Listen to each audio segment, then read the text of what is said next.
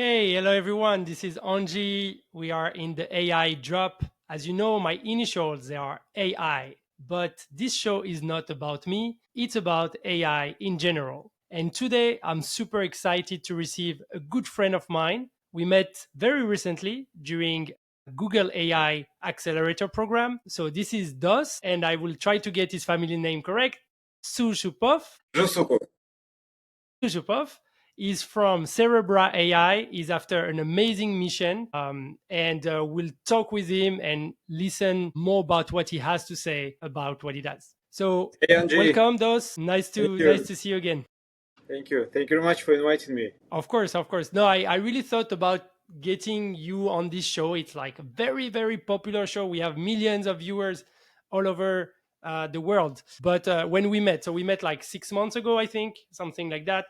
And you had this speech about Cerebra. And, I'm not in the profession, obviously. I'm not very familiar with the matter, but I understood from the mission that you were doing something amazing and something that is life changing because this is part of saving actual lives. So, can you tell us a little bit about Cerebra, about yourself, also your background? You're from a very interesting country, not so far from France. So, yeah, I'm like let me introduce yourself and tell us more about you. Totally. So my name is Dos. I'm CEO and founder of Cerebra AI. Yeah, and you're right, Anji.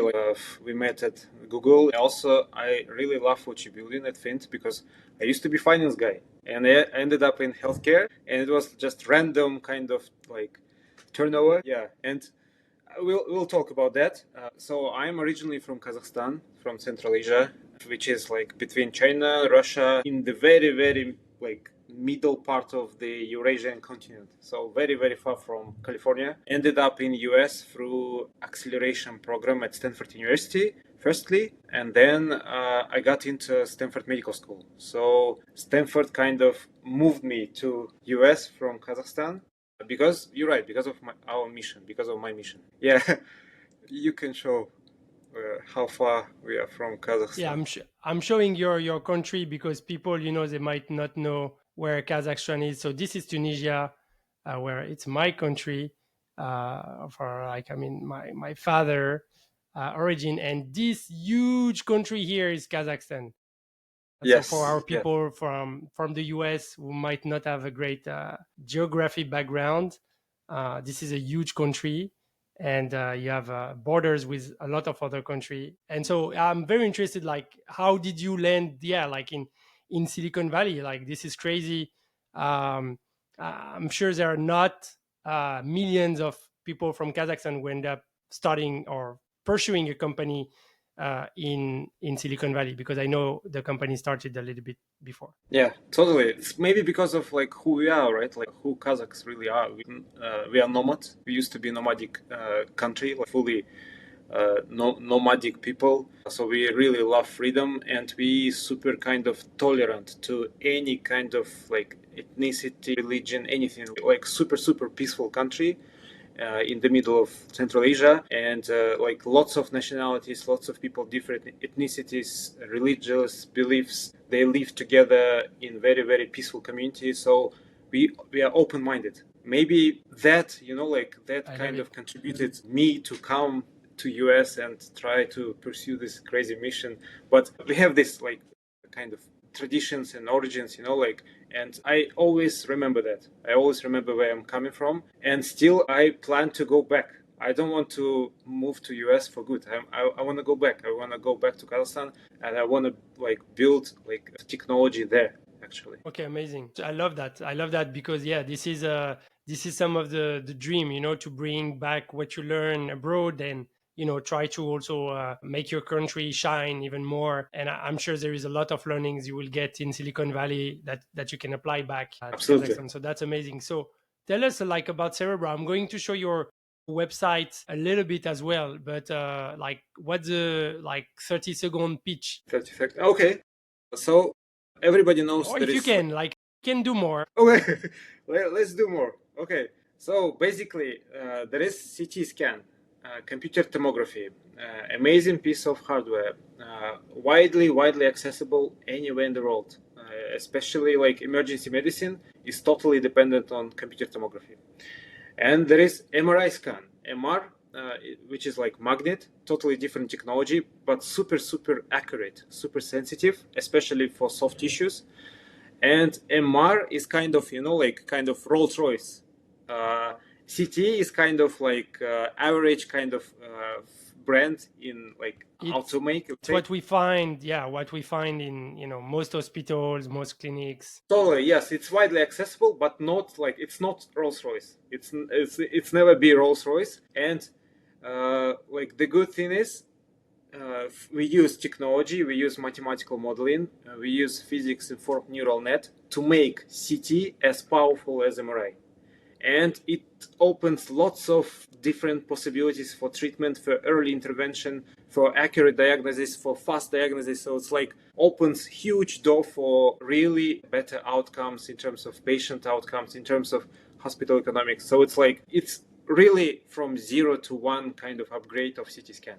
So that's what we do at Cerebra. We push in physical limits. This is like but this is crazy. Like, and also it's so important, right? Like, I don't know the numbers, but I kind of checked a little bit. Like, a stroke happen every minute or every other minute in the US, right? It's a huge problem. Yes. And when a stroke happen, patients will lose brain cells. They will have damages that are permanent, and so by the time you kind of realize there is something very, very important and very it's too late. Dangerous happening, it's too late, right? Like, that's the key. Like, the diagnostic is the key, right, in this type of situation.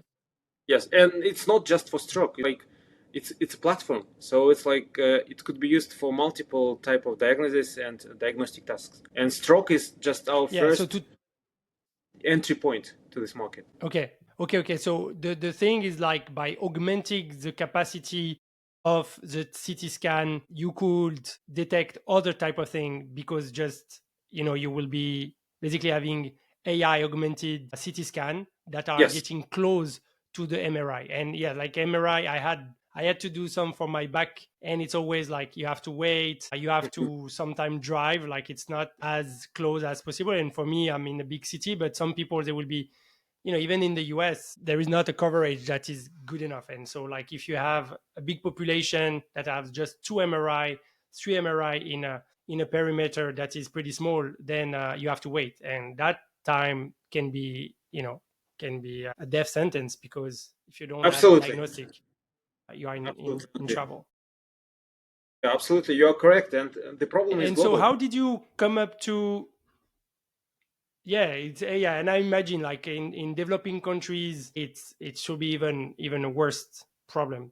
How did you come up to work on this specific problem? Because it's a very specific. You said you were in finance before. Like, how someone land in that problem? Because, for example, me, that type of mission, I could quit. So I still need to get my feet all together and get that mission done. But I feel like this is type of mission that anyone will want to work on, because that are real problems to solve, that are real, saving lives basically is probably one of the best thing entrepreneurs want to do. And we see today in AI, a lot of the companies, they are solving for how marketers are going to do better marketing campaign, or how salespeople are going to better do sales. And here you're saying, no, I'm going to go after saving people lives by improving, a very expensive machine with more technology. So tell me about, like, how you came up to this, and how your mission is driving you to dedicate your day to day on this. Yeah, Angie, you're absolutely right about like how currently the market it is now. So it's like a lot of AI applications. Really, I would say they're not stupid, but what they do, it's not much of like really benefit for humanity, right? It's like it's nice, very nice, like to have kind of video generated kind of stuff. It's cool, but it doesn't make huge change for humanity. And these guys are booming, right? They're raising crazy money, valuations going up, and people keep asking me, like, you have this amazing team, you have so much scientists, like crazy scientists. Why don't you go and build something like within this hype? And that when I, like go back to my mission, and mission in healthcare is always personal. So something personal happens with you, and you go try like to build solution for that, so other people wouldn't be experiencing what you experience. In my case, it was my father who suffered two strokes. He had the first stroke. It was in a big city, so he was delivered to a proper hospital. They did like nice diagnostics, appropriate treatment, so he was fine. But the second stroke happened when he was like in distant place. It was only like available hardware was really like maybe CT scan at maximum. So he wasn't really diagnosed well, and they didn't treat him. So he ended up with huge disability, and then he died. And then I searched this problem, and I searched that it is very much like global problem, not just in Kazakhstan, it's everywhere. And I did multiple startups, and this is my third actually startup. And this startup I created after the second one, which I sold. So I had money, I had team, and then I decided, okay, I want to build something really meaningful to me, really that I want to solve for everybody.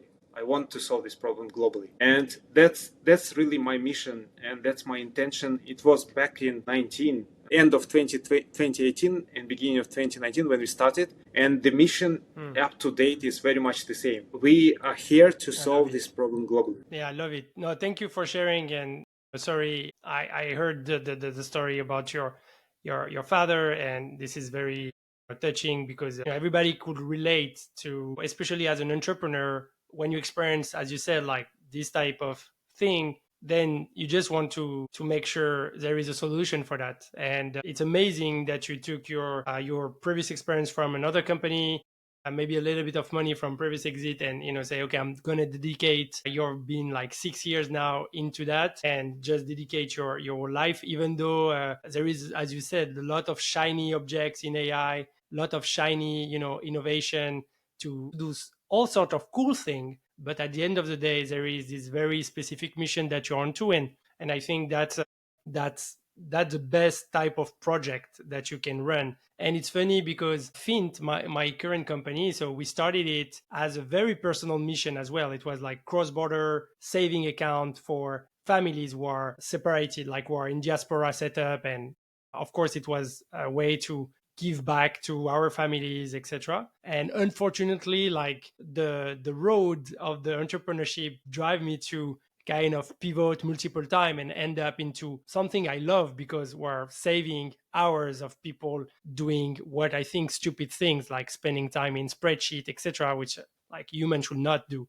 But I still relate to you and entrepreneurs, like going after such large problems, but also with such material impact. And there is no no bigger impact than saving lives. So that's what I love about you and about the project. And so you mentioned something, the mission from the beginning. And we know that like startup is a roller coaster, it's very hard, it never goes as fast as you want, etc.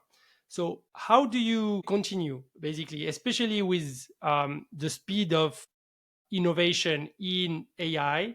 And like, I'm sure people tell you, hey, why this is not better, why this is not more, why is it not everywhere already in all hospitals, etc. So how do you continue to you know to wake up in the morning and go after this mission? Like, how do you do on a day to day? Okay, so first of all, I have this crazy conviction because of this personal story, of course, but I also have team, right? And everybody in my team is also kind of affected by family history, some kind of health issue with a family member. So it's kind of like team play where everybody pushes each other, so we could like everyone as a team together we could achieve this goal together, it's really team game, and it really helps me like on day-to-day basis, because if it wasn't for my team I wouldn't be here, I wouldn't be at Stanford, I wouldn't be in Palo Alto. It's like no way, these people are like pushing me every day and I push them. It's like how it works. Okay. Yeah, that's great. I mean, like the best thing is to have a team that continue to push you, and you are solving the thing all together. And where are you right now? Like would you say which I mean, if you want to share your stage from the startup perspective, but also more in adoption. And I know this type of thing takes time. You have clinical trial, you have to have a lot of research done. So can you share a little bit of the numbers, like where you are in your expansion for the product? Okay, right. So the product itself is like progressing in terms of R&D. Most of my team are R&D team, so it's like we keep building it because it's not just simple machine learning.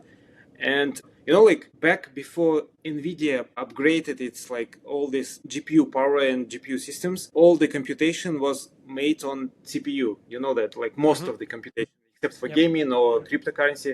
And on CPU, most of the computational like mathematical models was done using CPU power, and it was crazy slow. These mathematical models are super accurate, but every inference is too slow, especially if you want the final use case is for emergency medicine. Like Mm. emergency medicine is like happening right now. You need fast Yeah. inference to You help the need patient. super fast. Yeah.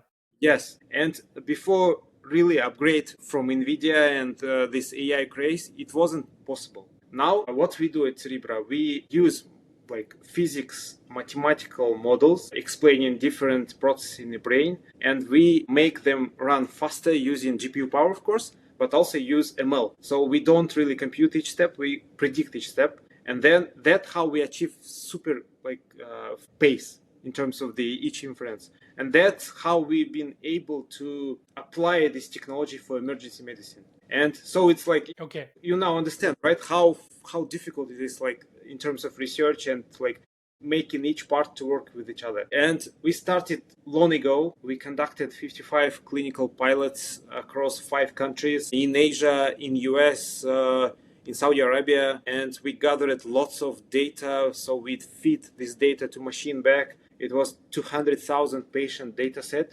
exclusive data. We Wow. gathered it ourselves. Yes, it was long journey. We spent millions of dollars for that. It totally worth it because nobody has such data set in our space. And Yeah, I'm in sure. terms, Yeah, yeah, and this you're is right. very rare, and this is a value of what you're building. Yeah. Yes, and you're also right about like we are not able just to sell our product even if it's ready because we need to go through multiple clinical validation steps and regulatory pathway, which is basically FDA. And for Mm. FDA, we now conducting a clinical study with one like major US academic medical center.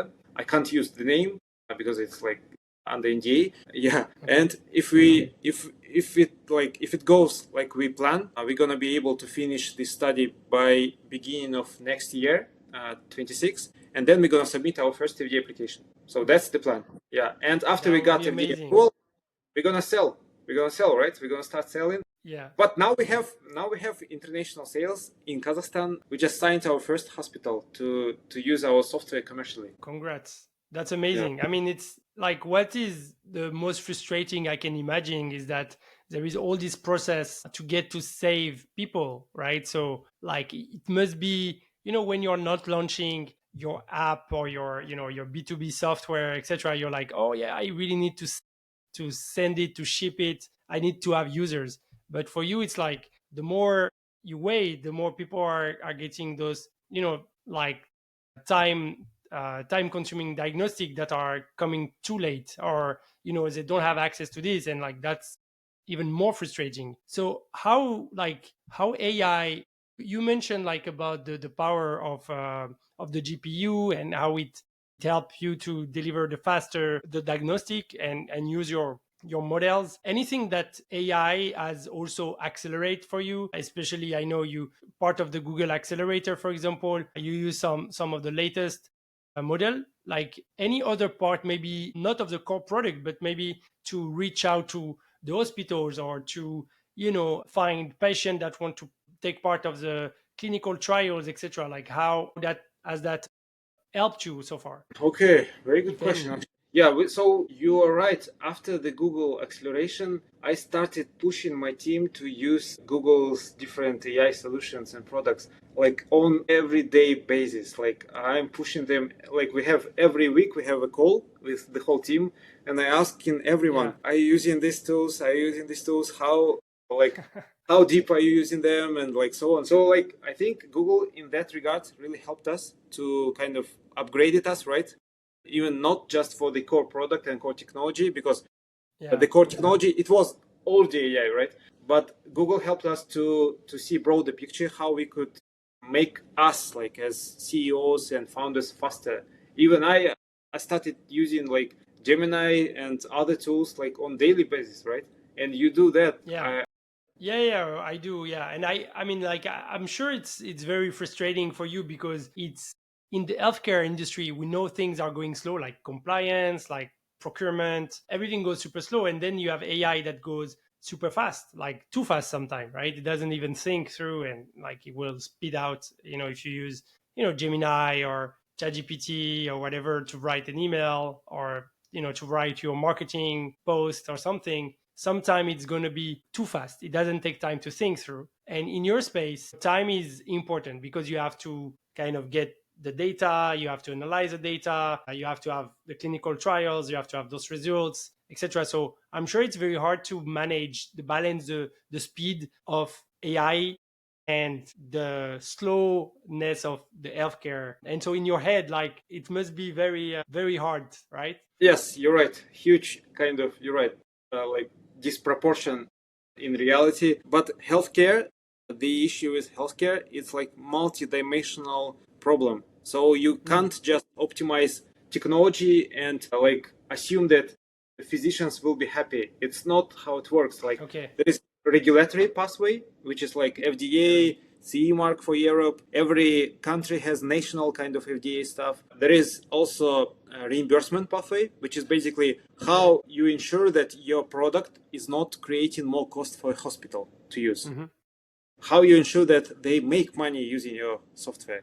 So that's the issue. So it's like, Yeah, there is a lot of yeah, forces it's that like are at play. multi-dimensional optimization problem, and you can't just focus on one dimension. It's impossible because you need to make them happy in different ways. Yeah.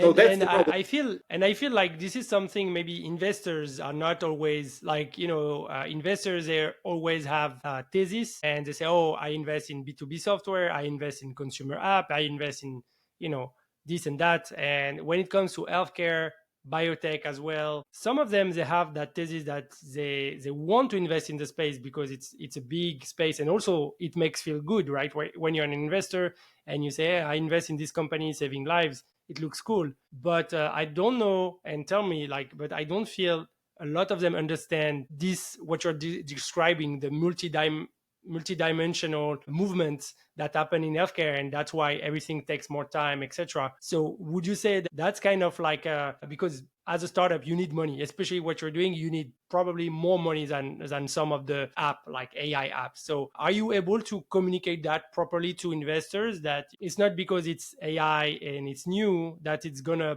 make healthcare and all the clinics and the hospital go faster than usual? You're absolutely right with catching this problem. Like there are two types of funds in my space. One type is like crazy big top tier funds Okay. from Sand Hill Road or like other places, and usually they don't really get how hard AI is, like especially our space is, how hard Mm. medical application and medtech AI is. But they have risk appetite. They have huge kind of like big pockets, right? And they have yeah, and they have a kind of like track record of betting big and making startups grow fast. So that is good. And there are also funds that totally get what I say. That when I go to meet them, they know everything. They know every problem and they know even solution to this problem. And they know timing, they know budget. But these guys don't have such risk appetite. So these guys are cautious. They need to validate each step. So it's like totally like extreme difference between these two. And I really wish that like top tier funds would be more interested in this space and they would be bringing this, like risk appetite to the Yeah. table. Yeah, I see what you mean. Yeah, I think it's like the structure of the funds. They have to have return. It's usually we say that a fund is like 5 years, or not even. Sometimes it's 3 years to deploy the fund, and then 5 years that they are going to do some follow up on their portfolio company, and then 7 years is a window where they need to get the ROI of their investment. I know that in healthcare sometimes they have longer time frame, but it seems like with AI, everybody has kind of say, oh, there is a great use case in that vertical. I want to go there, but my time frame, let's say I'm a B2B AI investor and software focused, my time frame is not the same than a time frame for space tech and biotech and healthcare. So I think that's hard. And so I want to kind of make a parallel because you started this company in Kazakhstan, and I'm from France, which is a different ecosystem. But what I always say is that like French investor, but French ecosystem in general is super super slow.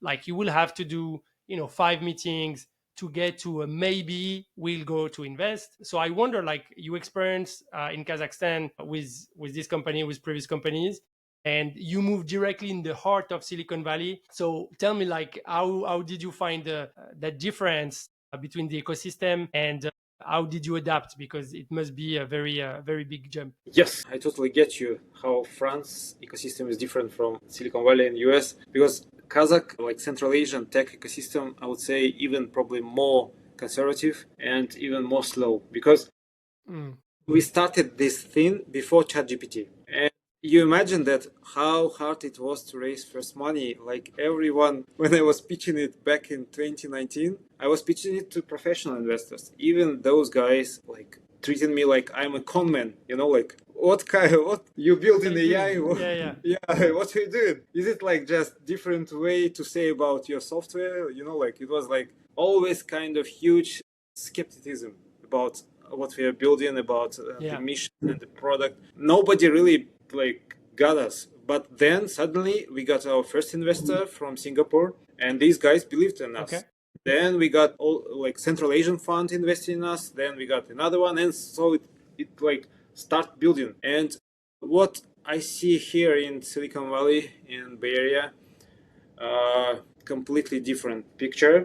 I would say average startup in Asia probably more mature in terms of product technology, in terms of technical stuff, in terms of the team, in terms of like really fundamentals Mm. than startup in Silicon Valley.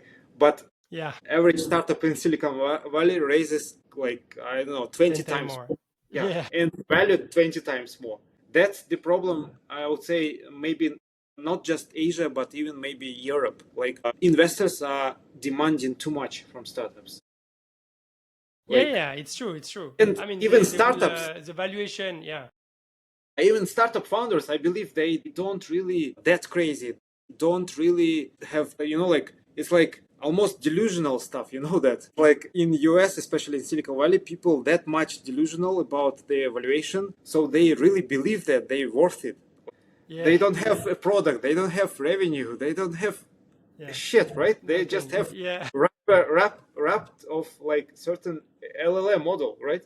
They don't have technology, Yeah, it's but true. they And I mean, believe they it's worth like it's 100 million. this is very hard, and also for European funders, because I see that a lot. Like engineering spirit is very strong in Europe, where the product has to be perfect, and you have to make sure it works well and can scale, etc. And then it's true that you come to the US, and where like they will have a plan and a vision and a deck, right? Like 10 slide deck, and they are very good at pitching this, but they kind of understand that you need that big vision to make it happen. And in Europe, especially, I know in France, like most founder will start with a very small vision, say, oh, if we can solve for these people in this type of market, and our product is the best of the best, then we're good, right? And so it's like a very reverse thing. And I'm sure when you arrived in Silicon Valley, you're like, wow, it's a different world. And did you find like enough, how did you kind of find your support locally? Like, are there like a community from people from your own country, or like did you find some you have a hat from Stanford, so maybe you find some support there? Like, how did it happen? Yeah, before I answer this question, I think like let's finish with the previous one. Like Yeah, sure. I believe US founders at the end of the day, if we like decide binary, right, like right or not, like wrong, I would say Yeah. these guys based in US are right. They're doing it in the right way because you know that when you build, like when you try to solve a problem and try to solve it like small Yeah. and try to build like small business, it's the same kind of like hard shit like building huge problem and solving huge problem. You know that. Yeah. Like doesn't matter. The same kind of problems, the same kind of issues Yeah, of it's true. building the company team, raising money, building operations, building sales. So like every step of building small company and big like huge company after huge problem, very much the same. You know that. Yeah, yeah. No, it's true. And like this is the mindset we love, and that's why I mean I live in the US. I used to be in the Bay Area, and you are in the Bay Area, and I think it's inspiring. You can be convinced by someone that the problems they are solving is the most important problem in the world, even though it's like an app to take your dog out and meet other dogs, for example. Why not? Why not? Right? Yeah, Yeah. and that like, and it's probably going to be a killer app and get a huge valuation, etc. But it's true, like when you have super smart founders who are capable of conveying that vision and having a mission, they really are unstoppable.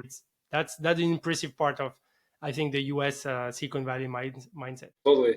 About the your question, how community. So it's like in when I just arrived to US, it was summer 23. Community of Central Asian like founders and tech people just started Mm. to emerge in Silicon Valley, and now we have like proper hub. It's called Silk Road Innovation Hub, and these guys are gathering each other. They bring in like help. They bring in this culture. Like the community helps to each member. Beside from this community, I was super fortunate because initially I was invited by Stanford University, StartX, and StartX Okay. is like probably the best, I would say, acceleration program I went through and the best community in Silicon Valley because it's community of founders from Stanford University. Yeah, it's like it's like mafia. Like they could get you anywhere. You just have, for example, very specific ask, and they could help you solving this ask. They could help you to connect to any investor, open any door, because almost every huge, big and like small, medium-sized tech company in the US have Stanford Yeah, alumnus. alumni. Yeah, it's crazy. Yeah. Yeah, yeah, yeah. So it's like, and they connected to each other. So it's like it's amazing network. It's amazing community, and it helped me a lot. Okay. It helped me to shape our regulatory strategy. It helped me to find clinical partners, helped me to raise money. So it's like if it wasn't for Stanford and StartX, I wouldn't be here as well. So it's like like I was super fortunate because I have team, I have like I Mm. had and I have investors from my home country supporting me, and I also got support from Stanford. So it was just pure luck. Okay. No, that's amazing. I mean, and you probably like created that luck also. You moved and you had that background, that idea, that drive, that intuition that you should be there. So we always say luck is also part of being at the right place at the right time. Otherwise, nothing happen, right? Luck, it doesn't come You to just need to you show and up, pick right? you. Yeah, you have to show up, exactly. So maybe like to finish, like in the next 5-10 minutes, I want to like kind of project, like say, how do you see your space going? Like, because there is a big debate about, are doctors better with AI, or just AI is better without doctors altogether? So for your space, for your diagnostic, for example, and for your technology, would you say that in 5 years, let's say you have clear all the FDA and now it's in all your major hospital, do you think that the future is more a doctor that get assistance from your software, or is it like more autonomous type of diagnostic and it goes, it's just better by itself? Yeah, very good question, Angie. It's currently a huge debate among like physicians, people who invest in healthcare about the future of AI in healthcare applications. Because there's huge shortage of physicians and nurses, Mm, not just in US, globally. When it comes to specifically to our space, which is radiology, in radiology is even worse because now students, when they go to medical school, they don't want to go and study focused on radiology because they believe radiology will be the first medical specialty that will be totally automated by AI. and they don't want to spend their life studying with stuff which is going to be automated. They don't want to do that. That's why we have shortage of radiologists. We no new people coming from the labor market to do radiology job, but demand for radiology services is increasing because now almost every complex diagnosis depends on radiological image, like either MRI, CT, X-ray, ultrasound, any radiological image, always part of any diagnostic decision. Okay. So we It's have like this demand, is growing. It's growing yeah, like a growing demand. Okay. growing demand and a decreasing supply. Decreasing the supply, yeah, of Yeah, and so radiologists. I would say for humanity, the only thing that could solve this is only AI. No other way. There is no absolutely other solution. Okay. But I believe that we need physicians, we need radiologists, and we need to make them more productive using AI. So it's gonna be two-step process. First step will be probably AI-powered physicians, and then it will be just AI power at the end. Okay, I see. Yeah. Yeah, and so do we already have like kind of an opinion of what needs to happen for that? Like, is there new models or complete new technology? Like, there are some AI researcher, ML researcher that are saying basically a transformer model have done their basically the LLM category is done. Do you see that for healthcare, for your specific, like, do we need new type of models, or is it more about adoption within the hospitals and the clinics and the doctors? Is it like more about technology that is preventing this to happen, or is it more about adoption of what exists already? It's actually both, Angie. Like first one is what I observed so far on the market. There are multiple AI tools on radiology market available Okay. to physicians, but frankly speaking, 99% of them they just they just suck. They try to show and help physicians what it's already obvious to physicians. Okay. It's like they build in tools which are nice to have. You Okay. could live without these tools, like easy, like totally easy. So there is like famous scale, like aspirin and vitamin. So these guys mostly build in vitamins. Okay. So that's one problem. We need more AI solutions that are totally aspirin, which is totally like game changing in terms of technology, in terms of the indications of use and clinical use case. Okay. It requires some risks. And the second, I believe, the most important constraining factor right now is responsibility. Because when you have physician in a loop, let's say like complex patient, and you need to have like treating physician, need to have diagnostic decision from diagnostic physician, which is like radiologist. We need physician treating the patient, need someone signing like with responsibility, like legal responsibility. Yeah, yeah, yeah. What is the diagnosis? And AI, you can't do that with AI solely No, right because now. there is no responsibility. Yeah, like AI doesn't Yeah. even have an identity today, so it cannot sign a Yes. paper. It cannot be sued in the lawsuit. Like if the Yes. diagnostic is Yes. wrong, I don't know what But happened, right? probably Like so, you're it's right, Angie. You're right. We need to make AI responsible.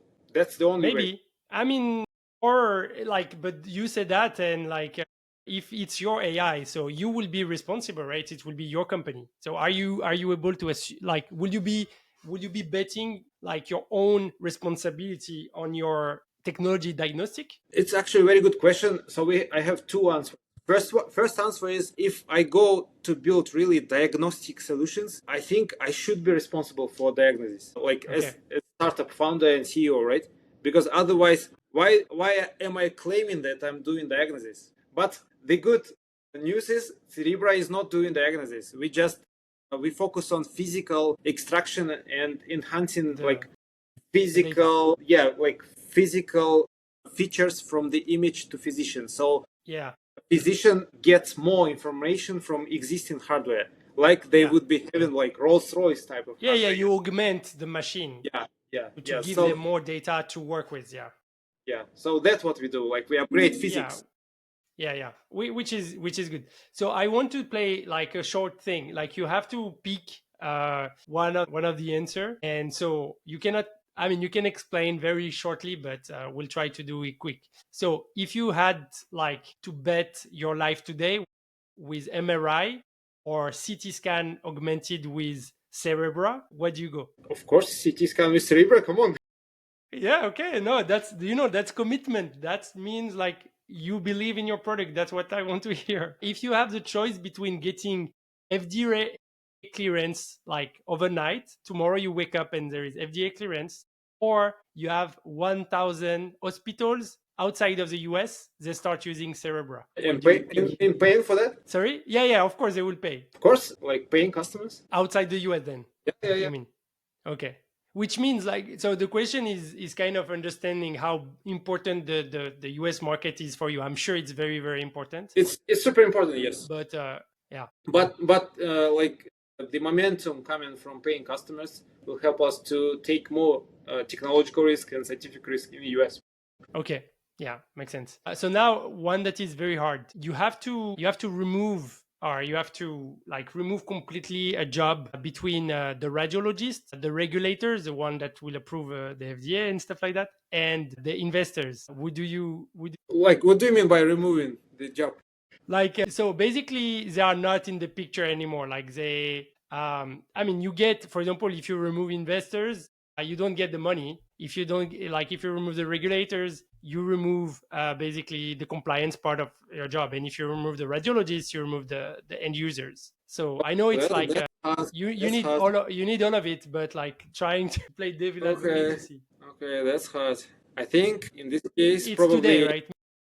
yeah, probably regulatory FDA. So like that means you're pretty sure that your product doesn't need to go through all the compliance thing. It's already good, and just seamless compliance and seamless regulation that can affect your go-to-market, like your speed. And that you mean you're confident in your product being compliant, basically. It also means I am confident about the future of the space because, as I told you, there is no other solution than AI. Yeah. So this is a history, right? Yeah, humanity just not creating many radiologists anymore. Okay. But demand is increasing for radiology services. So I believe Okay. in this space, and I believe that if technology advances further and we are who advance in it, we will be fine. Okay. Yeah, I love it. That's also my take. Being optimist and going for it. We never know what happened next. So Also, regulation change and technology change. But I think we're on a path for technology that is going to just make things better and better. And that's why I like this spirit of just accelerating the technology, but we'll see. So yeah, I don't know. Like, do you have one last thought to share? Either hiring, either fundraising, either we want to send a big message to whoever is reading your FDA application, or like your hospital partners, clinics partners, anything that you want this show to help you with. And maybe we never know who's gonna watch. It's YouTube, it's internet, so maybe something magic happen. yeah, I agree. Thank you, Angie. I believe like there is, like there is approach of like, especially in US. So, for example, hospital has CT scan and it works fine, but they always try to get more hardware to purchase more machines. Like, let's say they want Mm, to, they can't afford MRI. But they will go crazy to buy MRI machine. But okay. like my take is we should always think about how to make existing infrastructure, existing hardware more productive. And Okay, I see. the good thing is we have AI, we have GPU power that is enhancing mathematical modeling and physics models. So we should use science, we should use intensive growth approach, not just extensive buying more hardware, like different brands, like Yeah, yeah, increasing. yeah. So So my like take if is people let's be more if people efficient. from people from Siemens and GE Healthcare, they don't like this message. Yeah, I yeah, they think won't this like. is, but I see what you mean. Like, if you can do more just by adding more software to, machine, then this is what you need to do, because it's less investment, more likely, but it serve faster the people, it save more lives, and that's what's important at the end of the day. But indeed, Yes, like some industry, some large companies, this is not in their direct interest. yes, yes, yes. You're right. Okay, so hopefully hopefully this will happen, and you will be the leader of augmenting a CT scan with AI, and for solving a stroke and brain scan, but also ideally a bunch of other thing. And I wish you all the best for that, because it's a mission that is really beautiful, and I'm sure a lot of founders would be so excited to work on something that matters so much. Thank you very much, brother. It was great to have you, and Thank you. I will see you soon in Silicon Valley when I travel Absolutely. there, and we'll Please have come. some lunch. Yeah. Okay, Okay. sounds good. Thank you, Thank man. you. Thank you. Bye. Cheers.